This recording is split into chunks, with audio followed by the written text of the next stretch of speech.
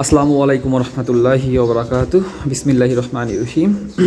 আল্লাহ তাআলা সূরা আল ইমরানের ১৩ নম্বর আয়াতে বলেছেন, নিশ্চয়ই তোমাদের জন্য নিদর্শন রয়েছে দুটি দলের মধ্যে, যারা পরস্পর মুখোমুখি হয়েছিল। একটি দল লড়াই করেছিল আল্লাহর পথে এবং অপর দলটি কাফির। তারা বাহ্যিক দৃষ্টিতে তাদের দ্বিগুণ ছিল, আর আল্লাহ নিজ সাহায্য দ্বারা যাকে চান শক্তিশালী করেন। নিশ্চয়ই এতে রয়েছে চক্ষুষ্মানদের জন্য শিক্ষা। আল্লাহ তাআলা এখানে বলতেছেন যে নিশ্চয়ই তোমাদের জন্য নিদর্শন রয়েছে দুটি দলের মধ্যে, যারা পরস্পর মুখোমুখি হয়েছিল। একটি দল আল্লাহর পথে লড়াই করতেছিল, আর অপর দলটি ছিল কাফির, মানে আল্লাহর বিপক্ষে।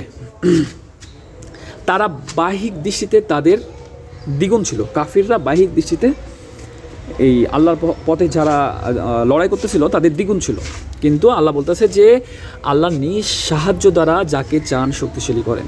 নিশ্চয়ই এতে রয়েছে চক্ষুষ্মানের জন্য নিদর্শন বা শিক্ষা।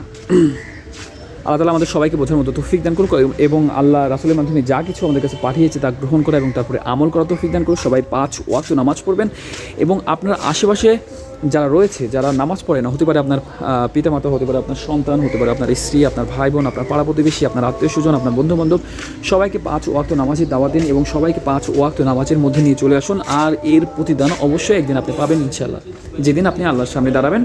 আর আমরা সবাই এই পৃথিবীতে আসছি আল্লাহর কাছ থেকে, আবার আমাদের সবাইকে আল্লাহর কাছে ফিরে যেতে হবে। তো আল্লাহর কাছে ফিরে যাওয়ার প্রিপারেশন নেন, এবং আল্লাহর সামনে দাঁড়ানোর প্রিপারেশন নেন, এবং আল্লাহর সামনে জবাবদিহিতার প্রিপারেশন নেন। হে আল্লাহ, আমাদের সবাইকে হেদায়েত দান করুন।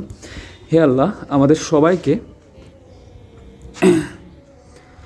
বোঝার মতো তৌফিক দান করুন। হে আল্লাহ, আমাদের সবাইকে আপনার তাকওয়া অবলম্বন করার তৌফিক দান করুন।